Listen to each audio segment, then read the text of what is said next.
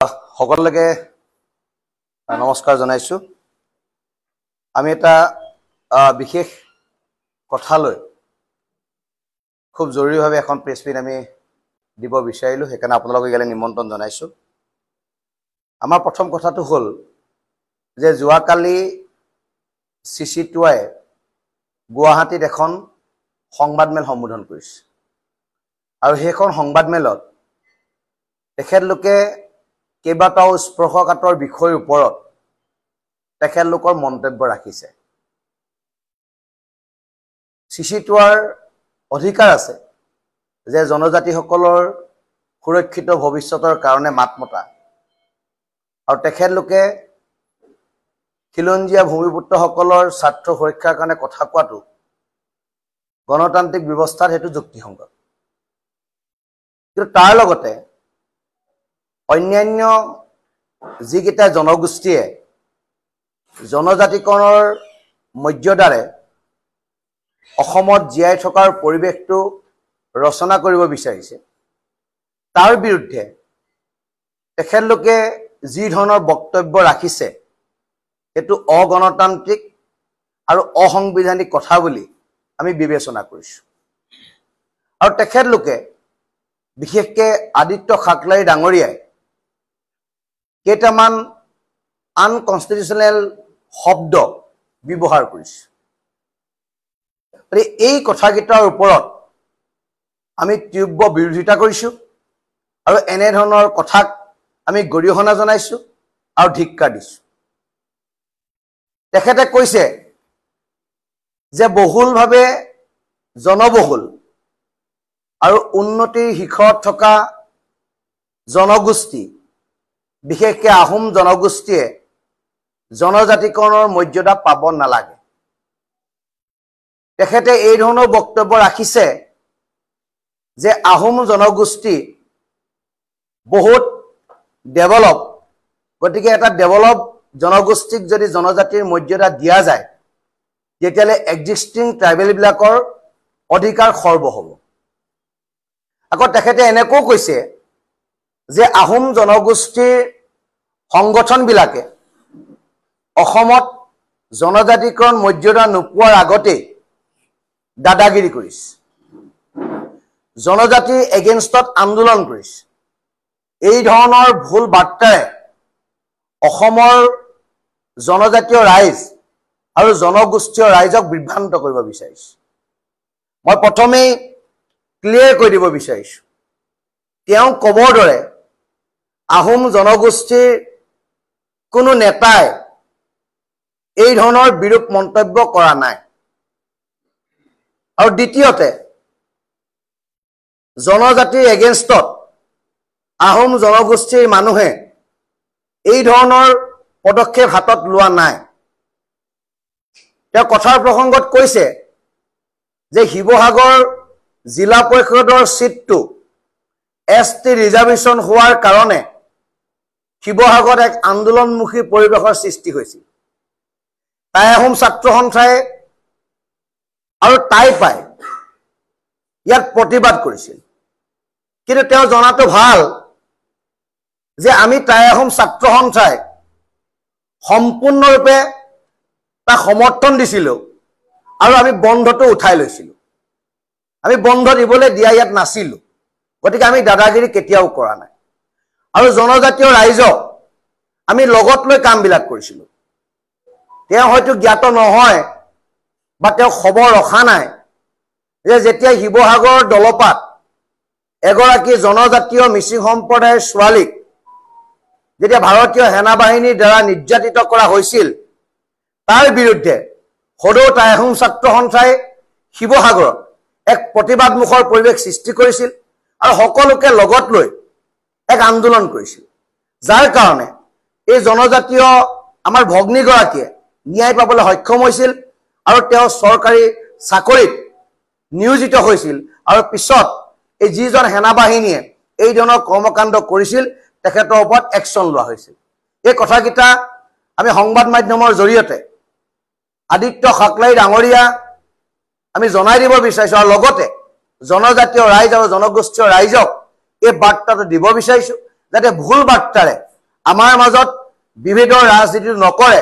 যিটো কাম চৰকাৰে কৰি আছে সেই কামটো নন পলিটিক্যাল অৰ্গানাইজেশ্যন হিচাপে তেখেতে কৰাটো আমি নিবিচাৰো কাৰণ ব্যক্তিগত হিচাপে আমি তেখেতক শ্ৰদ্ধা কৰো তেওঁ এজন জ্যেষ্ঠ ব্যক্তি আৰু তেখেতে এটা দায়িত্বত আছে গতিকে তেখেতক আমি যথেষ্টখিনি ৰেসপেক্ট দিওঁ গতিকে তাৰ অৰ্থ এইটো নহয় যে যিহকে মন যায় তেখেতে তিহকেই ক'ব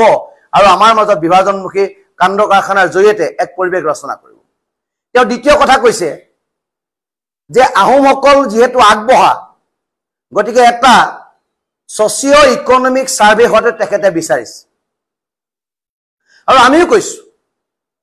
যে আমি এটা সোশিও ইকোনমিক সাৰ্ভে হোৱাটো আমি মনে প্ৰাণে কামনা কৰো আজি এই প্ৰেছ মিটৰ জৰিয়তে অসমৰ মাননীয় মুখ্যমন্ত্ৰীক আমি এটা দাবী উত্থাপন কৰিব বিচাৰিছো যে আপুনি এখন বিশেষজ্ঞ কমিটিৰ দ্বাৰা এটা সোশিও ইকোনমিক সাৰ্ভে আপুনি কৰক এক্সিস্টিং যিবিলাক ট্ৰাইবেল আছে আৰু যিসকলে জনজাতীয় মৰ্যাদা বিচাৰি আছে এই সকলোকে লগত লৈ এটা সোশিও ইকোনমিক সাৰ্ভে কৰিবৰ কাৰণে আমি আপোনালোকৰ মাধ্যমেদি অসমৰ মাননীয় মুখ্যমন্ত্ৰীজনক আমি অনুৰোধ জনাইছো কাৰণ 1971ত বড়োসকলে জনজাতীয় মৰ্যাদা পাইছিল আৰু সাংবিধানিক সুৰক্ষাৰ মাজেৰে তেখেতলোকে এখন অসমত বসবাস কৰি আছে আৰু 1971ৰ পৰা আজিলৈকে তেখেতলোক এনেকুৱা ধৰণে আগবাঢ়ি গুচি গৈছে যে তেখেতলোকে অসমৰ ভিতৰত অন্যখন ষ্টেট পাবলৈ সক্ষম হোৱাৰ দিশে গৈছে ষ্টেট আণ্ডাৰ ষ্টেট পলিচি লৈ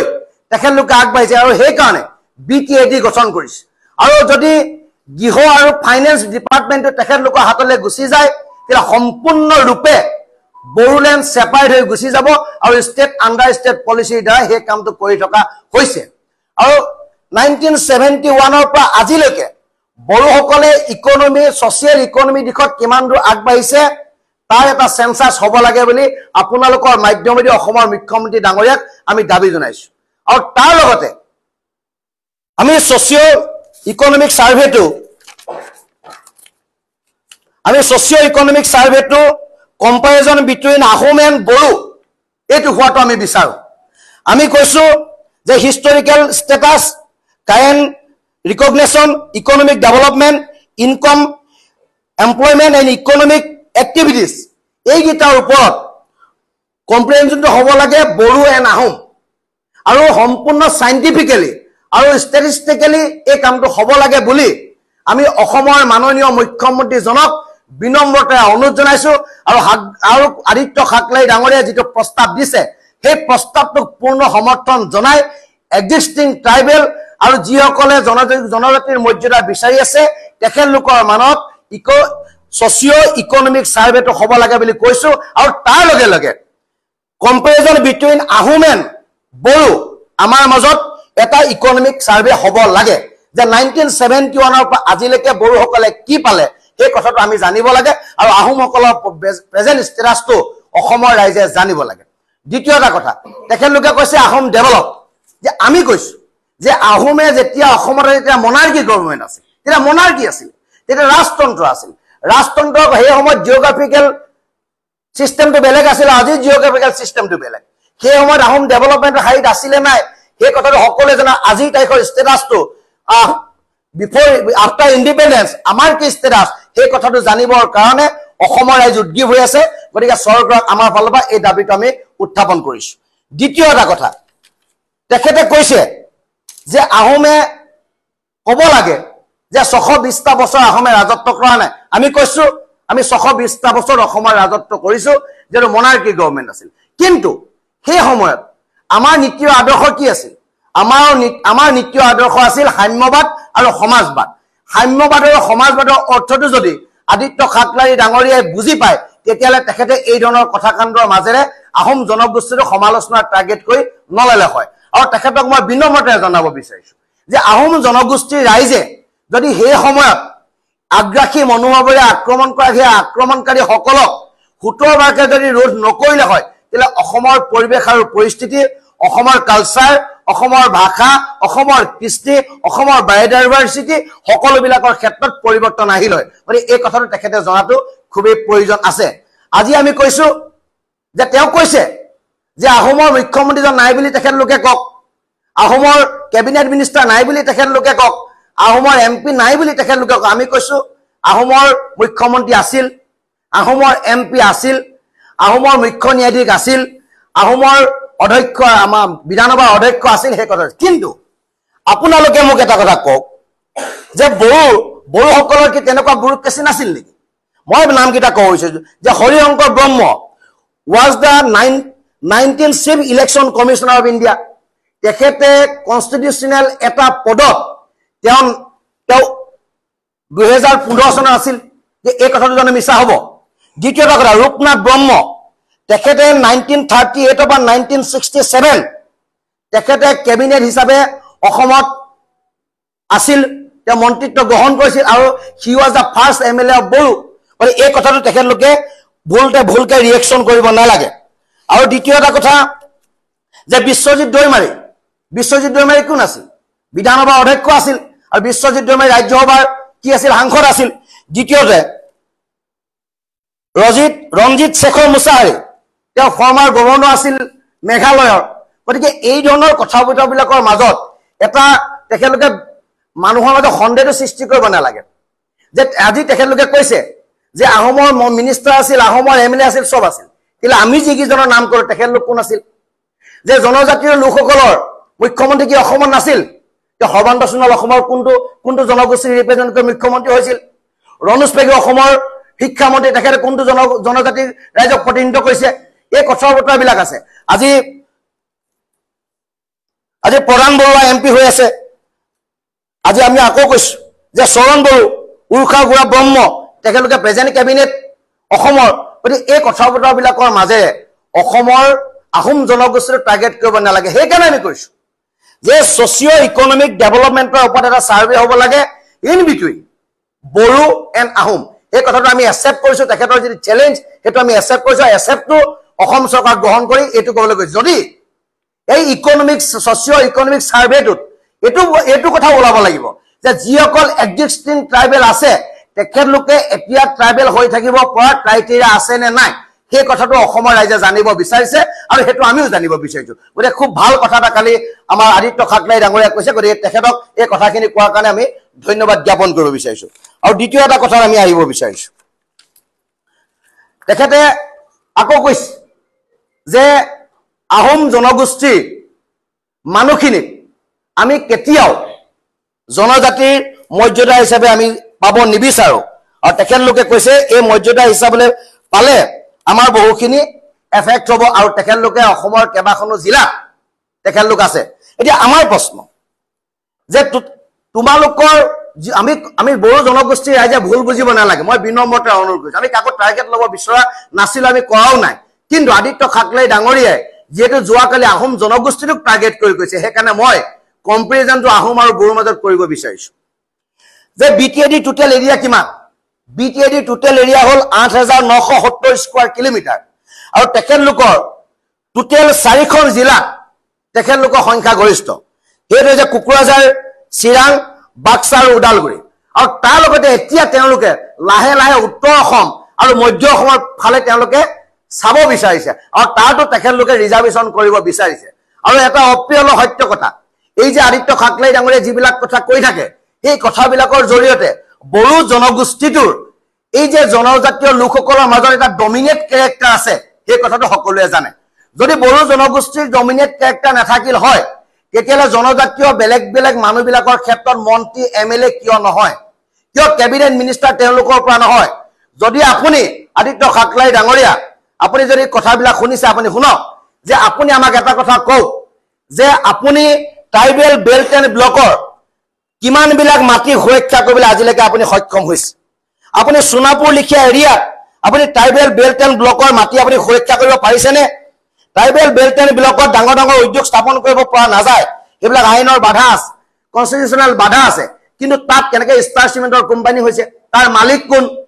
তাত থকা বোৰ্ড অফ ডাইৰেক্টৰজনে তাত ঝাড়ু মাৰে এই কথাটো জনজাতীয় ৰাইজসকলে বুজি পায় নে নাপায় সেই কথাটো মই আপোনালোকৰ মাধ্যমেৰে তেখেতলোকক জনাব বিচাৰিছো তাত মেফেয়াৰ হোটেল হ'ল এটা সময়ত তেওঁলোকে প্ৰেছ মিট দিলে তাৰ পৰা প্ৰেছ মিট তেওঁলোকে কিয় নিদিয়ে আজি সোণাপুৰ লিখিয়া এৰিয়াত জনজাতীয় ট্ৰাইবেল বেল্ট এণ্ড ব্লকত মাটি সুৰক্ষিত হৈ আছেনে মই কেইটামান উদাহৰণ আপোনালোকক দিব বিচাৰিছো জানিবৰ কাৰণে অসমৰ ৰাইজক জনজাতীয় ৰাইজক জানিবৰ কাৰণে আমি এই কথাবিলাক ক'ব বিচাৰিছোঁ প্ৰথম কথা যে গোৱালপাৰা জিলাত চিডলি ট্ৰাইবেল বেল্টত আছে 4,61,509 স্কোৱাৰ বিঘা মাটি ট্ৰাইবেল বেল্ট এণ্ড ব্লকত আছে বিজলি ট্ৰাইবেল বেল্ট এণ্ড ব্লকত আছে 3,02,545 বিঘা মাটি আছে south Kamrup tribal belt and ব্লকত আছে 3,02,352 south Kamrup Guwahati tribal belt and ব্লকত আছে 7,72,454 আৰু বাক্সা ট্ৰাইবেল বেল্ট এণ্ড ব্লকত আছে 3,71,512 চিপাগুৰি ট্ৰাইবেল বেল্ট এণ্ড ব্লকত আছে 2,64,110 Kajai Bijni tribal belt and ব্লকত আছে 27,542 এইদৰে অসমৰ ইমূৰৰ পৰা ইমূৰলৈ মই গাবলৈ বহুত সময় লাগিব এই ট্ৰাইবেল বেল্ট এণ্ড ব্লকত যিবিলাক মাটি আছে আপুনি সুৰক্ষা কৰিব পাৰিছেনে ধুবুৰী ট্ৰাইবেল বেল্ট এণ্ড ব্লকত থকা মাটি আপুনি সুৰক্ষা কৰিব পাৰিছেনে আজি ধেমাজি ট্ৰাইবেল বেল্ট এণ্ড ব্লকত থকা মাটি আপুনি সুৰক্ষা কৰিব পাৰিছেনে জনজাতীয় ৰাইজক আপুনি সুৰক্ষা দিছেনে যদি জনজাতীয় ৰাইজক আপুনি সুৰক্ষা দিছে তেতিয়ালে কিয় ধেমাজি আৰু সোনাপুৰৰ মানুহে ৰাজপথলৈ প্ৰতিবাদ কৰিবলগীয়া হৈছে যে ট্ৰাইবেল বেল্ট এণ্ড ব্লকত অবৈধ বেদখলকাৰী উচ্ছেদ কৰিব লাগে তাৰ মানৱ ন্যায় প্ৰদান কৰিব লাগে এই কথা বতৰাবিলাক আছে মহোদয় আপোনাক পুনৰবাৰ বিনম্ৰতাৰে অনুৰোধ জনাইছো এই যে আমি জনজাতীয় মৰ্যাদা বিচাৰি আছো এই জনজাতীয় মৰ্যাদাৰে আমি অসমখন সুৰক্ষিত হোৱাটো বিচাৰিছো আপুনি খেনুক দেখি দুৱাৰমৰা খেনুক দেখি ৰন্ধা বঢ়া কামবিলাক আপুনি নকৰিব আপুনি আমাৰ মাজত বিভেদৰ ৰাজনীতি নকৰিব কোনো এই কথাবিলাক ভুল নাযায় আপুনি ট্ৰাইবেল বেল্ট এণ্ড ব্লকত আপুনি ট্ৰাইবেল মানুহখিনিৰ কাৰণে আপুনি কিমান সেনসিটিভ এই কথা আমি বুজি পাওঁ যদি আপুনি ট্ৰাইবেল মানুহখিনিৰ কাৰণে সেনসিটিভ হ'লহেঁতেন তেতিয়ালে এইবাৰ সমষ্টি ডিলিমিনেশ্যন মৰিগাঁও সমষ্টি tribal belt and block Morigaon সমষ্টি ৰিজাৰ্ভেশ্যনৰ পৰা উঠাই দিলে আপুনি কিয় মাত নামাতিলে এজন মানুহৰ কাৰণে সেই ব্লকটো উঠাই দিয়া হলে কনষ্টিটুৱেঞ্চিটো নাইকিয়া কৰি দিয়া হল অপেন ফৰ অল কৰিলে আপুনি কিয় তাত মাত নামাতিলে কিয় অসমত প্ৰতিবাদ হোৱা নেদেখিলো এই কথা বতৰাবিলাক আছে আপোনাক কৈছো যে আমাক জনজাতিকৰণৰ মৰ্যাদা আমাক লাগিব এতিয়া আমি কাৰোবাৰ পৰা চাৰ্টিফিকেট লৈ আমি জনজাতিকৰণৰ মৰ্যাদা আমি বিচৰা নাই আৰু এটা কথা কওঁ আপুনি এটা আনকনষ্টিটিউচনেল অগণতান্ত্ৰিক আন ডেমক্ৰেটিকেল কথাবিলাক কৈছে কাৰণ আপুনি কৈছে যে এই জনগোষ্ঠী কেইটাই জনজাতি পাবলৈ হলে আমি 40 লাখ মানুহলৈ আন্দোলন কৰিম এই কথা বতৰাবিলাক এজন ভদ্ৰ মানুহৰ মুখত হুবা নাপায় মহোদয় এই কথা বতৰাবিলাক আপুনি নকব বিৰুদ্ধাচৰণ কৰি মানুহ গোটালে কোনোবাই যদি সাপোৰ্টত মানুহ গোটা এখন পৰিৱেশটো জানো উত্তাল নহব আপোনালোক আমি দাবী কৰিছো চৰকাৰক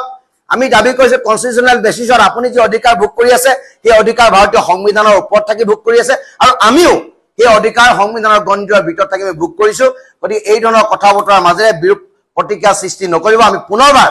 আজি সামাজিক এই প্ৰেছ মিটৰ জৰিয়তে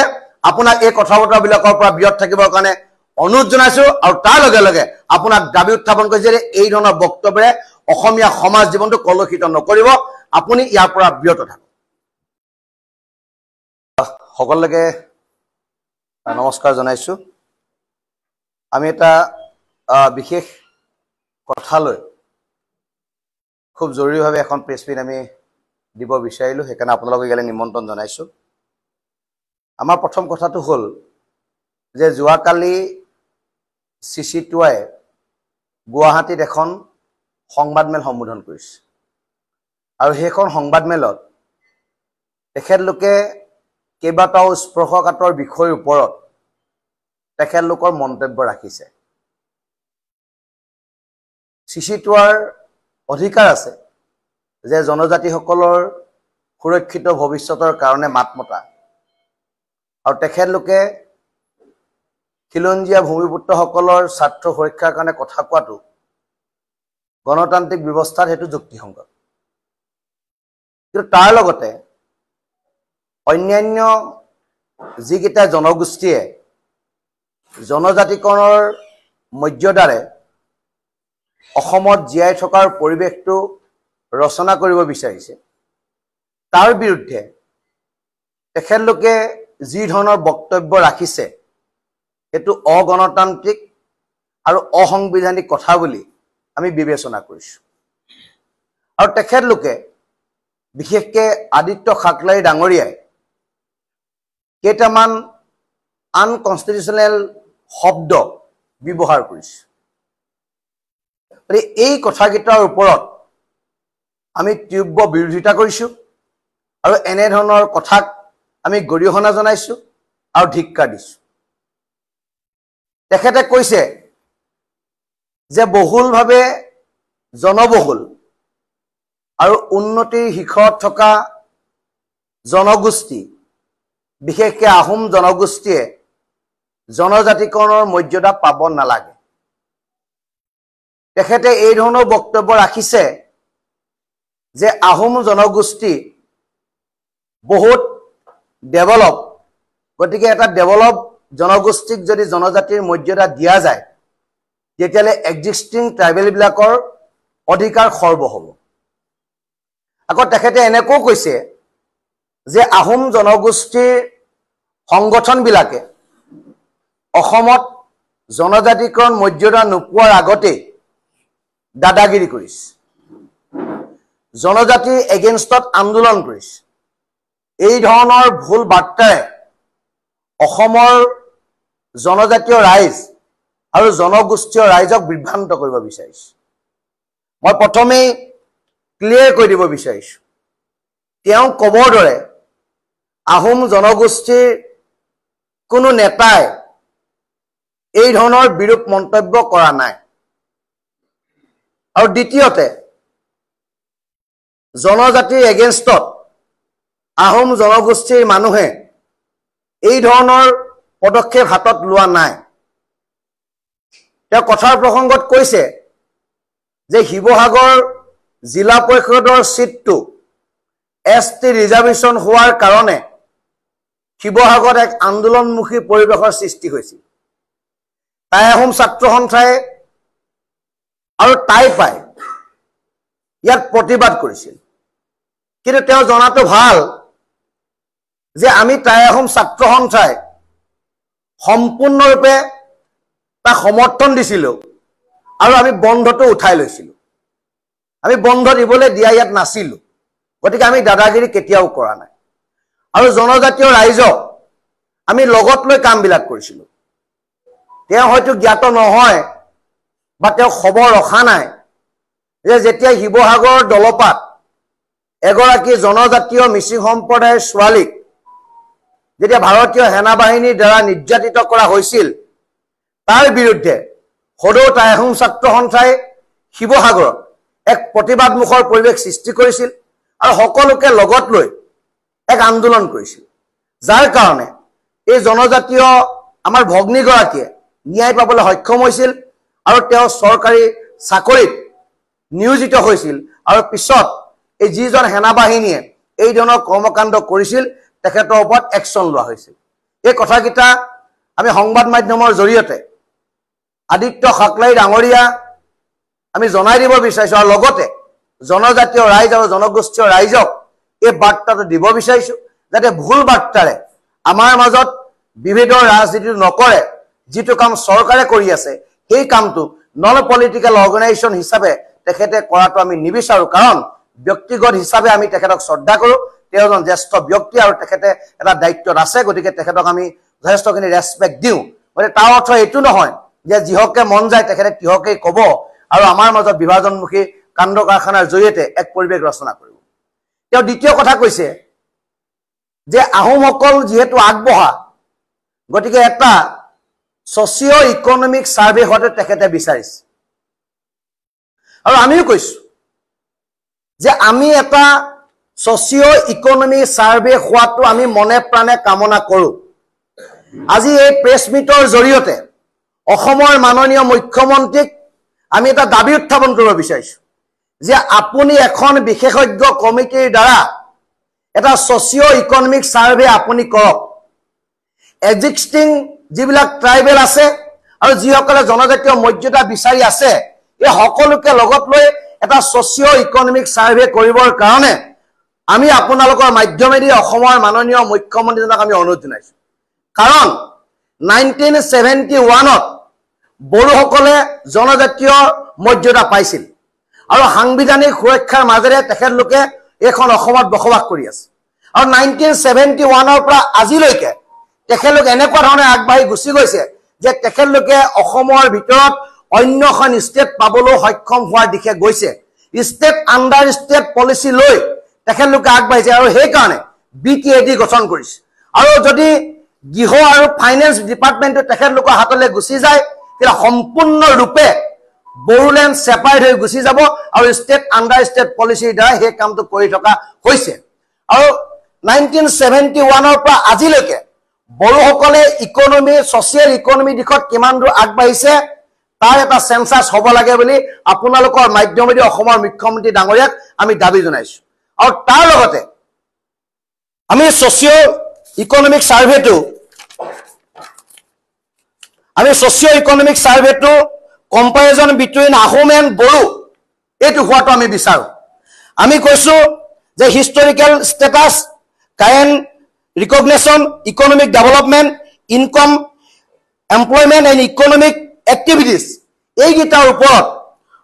কম্প্ৰিহেনশ্যনটো হ'ব লাগে বড়ো এণ্ড আহোম আৰু সম্পূৰ্ণ চাইণ্টিফিকেলি আৰু ষ্টেটিষ্টিকেলি এই কামটো হ'ব লাগে বুলি আমি অসমৰ মাননীয় মুখ্যমন্ত্ৰীজনক বিনম্ৰতাৰে অনুৰোধ জনাইছো আৰু আদিত্য ঠাকৰে ডাঙৰীয়াই যিটো প্ৰস্তাৱ দিছে সেই প্ৰস্তাৱটোক পূৰ্ণ সমৰ্থন জনাই এক্সিষ্টিং ট্ৰাইবেল আৰু যিসকলে জনজাতিৰ মৰ্যাদা বিচাৰি আছে তেখেতলোকৰ মানত ছ'চিঅ ইকনমিক সাৰ্ভেটো হ'ব লাগে বুলি কৈছো আৰু তাৰ লগে লগে comparison between Ahom and Bodo আমাৰ মাজত এটা ইকনমিক সাৰ্ভে হ'ব লাগে যে 1971 পৰা আজিলৈকে বড়োসকলে কি পালে সেই কথাটো আমি জানিব লাগে আৰু আহোমসকলৰ প্ৰেজেন্ট ষ্টেটাছটো অসমৰ ৰাইজে জানিব লাগে দ্বিতীয় এটা কথা তেখেতলোকে কৈছে আহোম ডেভেলপ যে আমি কৈছো যে আহোমে যেতিয়া অসমত যেতিয়া মনাৰ্কি গভৰ্ণমেণ্ট আছিল তেতিয়া মনাৰ্কি আছিল তেতিয়া ৰাজতন্ত্ৰ আছিল ৰাজতন্ত্ৰৰ সেই সময়ত জিঅ'গ্ৰাফিকেল চিষ্টেমটো বেলেগ আছিল আজি জিঅ'গ্ৰাফিকেল চিষ্টেমটো বেলেগ সেই সময়ত আহোম ডেভেলপমেণ্টৰ হাইট আছিলে নাই সেই কথাটো সকলোৱে জানে আজিৰ তাৰিখৰ ষ্টেটাছটো আফটাৰ ইণ্ডিপেণ্ডেন্স আমাৰ কি ষ্টেটাছ সেই কথাটো জানিবৰ কাৰণে অসমৰ ৰাইজ উদ্গ্ৰীৱ হৈ আছে গতিকে চৰকাৰক আমাৰ ফালৰ পৰা এই দাবীটো আমি উত্থাপন কৰিছো দ্বিতীয় এটা কথা তেখেতে কৈছে যে আহোমে ক'ব লাগে যে 620টা বছৰ আহোমে ৰাজত্ব কৰা নাই আমি কৈছো আমি 620টা বছৰ অসমৰ ৰাজত্ব কৰিছো যেটো মনাৰ্কি গভৰ্ণমেণ্ট আছিল কিন্তু সেই সময়ত আমাৰ নীতি আদৰ্শ কি আছিল আমাৰ নীতি আদৰ্শ আছিল সাম্যবাদ আৰু সমাজবাদ সাম্যবাদ আৰু সমাজবাদৰ অৰ্থটো যদি আদিত্য ঠাকৰে ডাঙৰীয়াই বুজি পায় তেতিয়ালে তেখেতে এই ধৰণৰ কথাকাণ্ডৰ মাজেৰে আহোম জনগোষ্ঠীৰ সমালোচনাৰ টাৰ্গেট কৰি নললে হয় আৰু তেখেতক মই বিনম্ৰতাৰে জনাব বিচাৰিছো যে আহোম জনগোষ্ঠীৰ ৰাইজে যদি সেই সময়ত আগ্ৰাসী মনোভাৱেৰে আক্ৰমণ কৰা সেই আক্ৰমণকাৰী সকলক হুটৰবাকে যদি ৰোধ নকৰিলে হয় তেলে অসমৰ পৰিৱেশ আৰু পৰিস্থিতি অসমৰ কালচাৰ অসমৰ ভাষা অসমৰ কৃষ্টি অসমৰ বায়'ডাইভাৰ্চিটি সকলোবিলাকৰ ক্ষেত্ৰত পৰিৱৰ্তন আহিল হয় গতিকে এই কথাটো তেখেতে জনাটো খুবেই প্ৰয়োজন আছে আজি আমি কৈছো যে তেওঁ কৈছে যে আহোমৰ মুখ্যমন্ত্ৰীজন নাই বুলি তেখেতলোকে কওক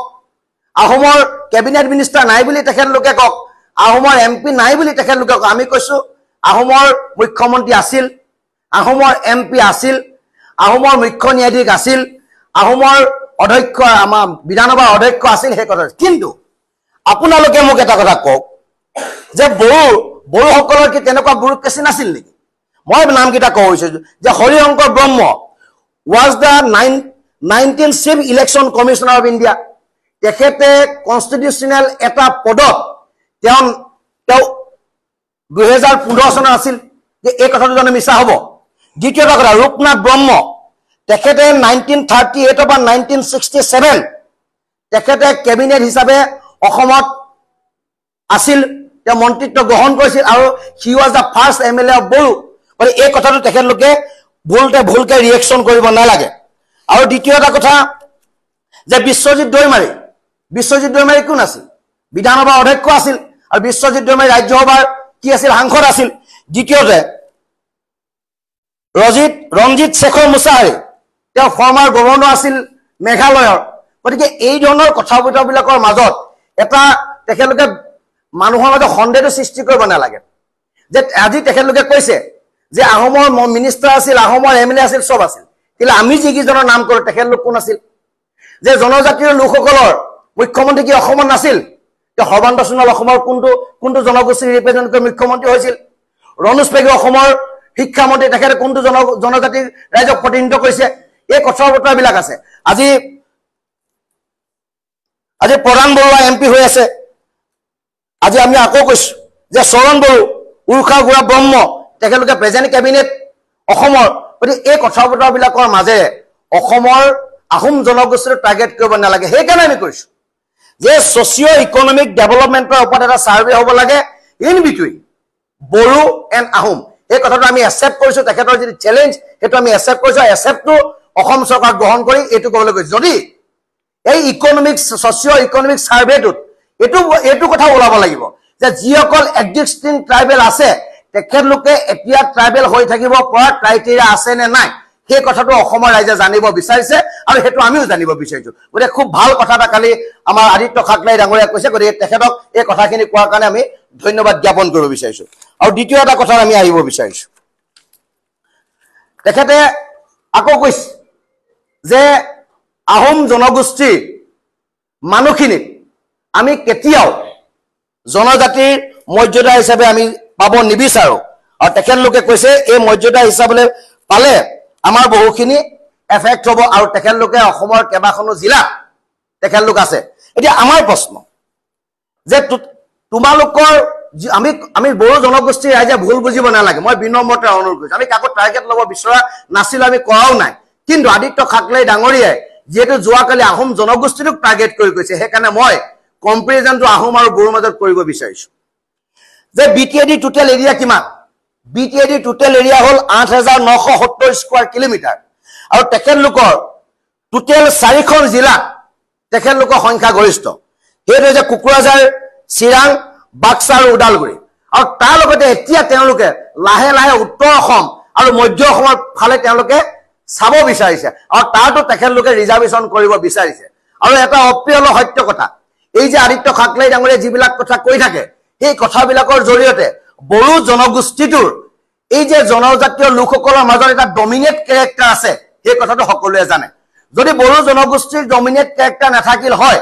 তেতিয়ালে জনজাতীয় বেলেগ বেলেগ মানুহবিলাকৰ ক্ষেত্ৰত মন্ত্ৰী এমএলএ কিয় নহয়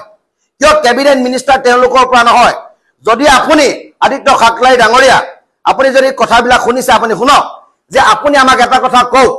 যে আপুনি ট্ৰাইবেল বেল্ট এণ্ড ব্লকৰ কিমান বিলাক মাটি সুৰক্ষা কৰিবলৈ আজিলৈকে আপুনি সক্ষম হৈছে আপুনি সোনাপুৰ লিখিয়া এৰিয়া আপুনি ট্ৰাইবেল বেল্ট এণ্ড ব্লকৰ মাটি আপুনি সুৰক্ষা কৰিব পাৰিছেনে ট্ৰাইবেল বেল্ট এণ্ড ব্লকত ডাঙৰ ডাঙৰ উদ্যোগ স্থাপন কৰিব পৰা নাযায় এইবিলাক আইনৰ বাধা আছে কনষ্টিটিউচনেল বাধা আছে কিন্তু তাত কেনেকৈ ষ্টাৰ চিমেণ্টৰ কোম্পানী হৈছে তাৰ মালিক কোন তাত থকা বোৰ্ড অফ ডাইৰেক্টৰজনে তাত ঝাড়ু মাৰে এই কথাটো জনজাতীয় ৰাইজসকলে বুজি পায় নে নাপায় সেই কথাটো মই আপোনালোকৰ মাধ্যমেৰে তেখেতলোকক জনাব বিচাৰিছো তাত মেফেয়াৰ হোটেল হ'ল এটা সময়ত তেওঁলোকে প্ৰেছ মিট দিলে তাৰ পৰা প্ৰেছ মিট তেওঁলোকে কিয় নিদিয়ে আজি সোণাপুৰ লিখিয়া এৰিয়াত জনজাতীয় ট্ৰাইবেল বেল্ট এণ্ড ব্লকত মাটি সুৰক্ষিত হৈ আছেনে মই কেইটামান উদাহৰণ আপোনালোকক দিব বিচাৰিছো জানিবৰ কাৰণে অসমৰ ৰাইজক জনজাতীয় ৰাইজক জানিবৰ কাৰণে আমি এই কথাবিলাক ক'ব বিচাৰিছো প্ৰথম কথা যে গোৱালপাৰা জিলাত সিডলি ট্ৰাইবেল বেল্টত আছে 4,61,509 স্কয়াৰ বিঘা মাটি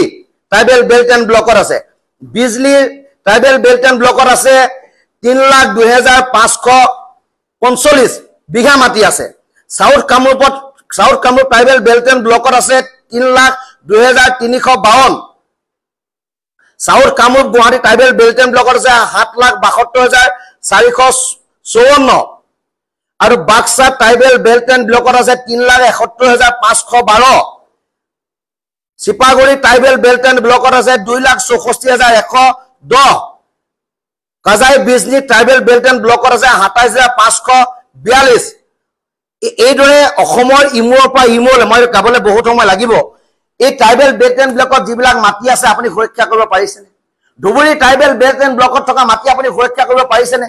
আজি ধেমাজি ট্ৰাইবেল বেল্ট এণ্ড ব্লকত থকা মাটি আপুনি সুৰক্ষা কৰিব পাৰিছেনে জনজাতীয় ৰাইজক আপুনি সুৰক্ষা দিছেনে যদি জনজাতীয় ৰাইজক আপুনি সুৰক্ষা দিছে তেতিয়ালে কিয় ধেমাজি আৰু সোনাপুৰৰ মানুহে ৰাজপথলৈ প্ৰতিবাদ কৰিবলগীয়া হৈছে যে ট্ৰাইবেল বেল্ট এণ্ড ব্লকত অবৈধ বেদখলকাৰীক উচ্ছেদ কৰিব লাগে তাৰ মানুহক ন্যায় প্ৰদান কৰিব লাগে এই কথা বতৰাবিলাক আছে মহোদয় আপোনাক পুনৰবাৰ বিনম্ৰতাৰে অনুৰোধ জনাইছো এই যে আমি জনজাতীয় মৰ্যাদা বিচাৰি আছো এই জনজাতীয় মৰ্যাদাৰে আমি অসমখন সুৰক্ষিত হোৱাটো বিচাৰিছো আপুনি খেনুক দেখি দুৱাৰ মৰা খেনুক দেখি ৰন্ধা বঢ়া কামবিলাক আপুনি নকৰিব আপুনি আমাৰ মাজত বিভেদৰ ৰাজনীতি নকৰিব কোনো এই কথাবিলাক ভুল নাযায় আপুনি ট্ৰাইবেল বেল্ট এণ্ড ব্লকত আপুনি ট্ৰাইবেল মানুহখিনিৰ কাৰণে আপুনি কিমান সেনসিটিভ এই কথা আমি বুজি পাওঁ যদি আপুনি ট্ৰাইবেল মানুহখিনিৰ কাৰণে সেনসিটিভ হ'লহেঁতেন তেতিয়াহ'লে এইবাৰ সমষ্টি ডিলিমিনেশ্যন মৰিগাঁও সমষ্টি tribal belt and block Morigaon সমষ্টি ৰিজাৰ্ভেশ্যনৰ পৰা উঠাই দিলে আপুনি কিয় মাত নামাতিলে এজন মানুহৰ কাৰণে সেই ব্লকটো উঠাই দিয়া হ'লে কনষ্টিটুৱেঞ্চিটো নাইকিয়া কৰি দিয়া হ'ল অপেন ফৰ অল কৰিলে আপুনি কিয় তাত মাত নামাতিলে কিয় অসমত প্ৰতিবাদ হোৱা নেদেখিলো এই কথা বতৰাবিলাক আছে আপোনাক কৈছো যে আমাক জনজাতিকৰণৰ মৰ্যাদা আমাক লাগিব এতিয়া আমি কাৰোবাৰ পৰা চাৰ্টিফিকেট লৈ আমি জনজাতিকৰণৰ মৰ্যাদা আমি বিচৰা নাই আৰু এটা কথা কওঁ আপুনি এটা আনকনষ্টিটিউচনেল অগণতান্ত্ৰিক আন ডেমক্ৰেটিকেল কথাবিলাক কৈছে কাৰণ আপুনি কৈছে যে এই জনগোষ্ঠীকেইটাই জনজাতি পাবলৈ হ'লে আমি 40 লাখ মানুহলৈ আন্দোলন কৰিম এই কথা বতৰাবিলাক এজন ভদ্ৰ মানুহৰ মুখত শুবা নাপায় মহোদয় এই কথা বতৰাবিলাক আপুনি নকব বিৰুদ্ধাচৰণ কৰি মানুহ গোটালে কোনোবাই যদি সাপোৰ্টত মানুহ গোটা এখন পৰিৱেশটো জানো উত্তাল নহব আপোনালোক আমি দাবী কৰিছো চৰকাৰক আমি দাবী কৰিছো কনষ্টিটিউচনেল বেচিছত আপুনি যে অধিকাৰ ভোগ কৰি আছে সেই অধিকাৰ ভাৰতীয় সংবিধানৰ ওপৰত থাকি ভোগ কৰি আছে আৰু আমিও এই অধিকাৰ সংবিধানৰ গণ্ডিৰ ভিতৰত থাকি ভোগ কৰিছো গতিকে এই ধৰণৰ কথা বতৰাৰ মাজেৰে বিৰূপ প্ৰতিক্ৰিয়া সৃষ্টি নকৰিব আমি পুনৰবাৰ আজি সামাজিক এই প্ৰেছ মিটৰ জৰিয়তে আপোনাক এই কথা বতৰাবিলাকৰ পৰা বিৰত থাকিবৰ কাৰণে অনুৰোধ জনাইছো আৰু তাৰ লগে লগে আপোনাক দাবী উত্থাপন কৰিছে যে এই ধৰণৰ বক্তব্যৰে অসমীয়া সমাজ জীৱনটো কলুষিত নকৰিব আপুনি ইয়াৰ পৰা বিৰত থাকক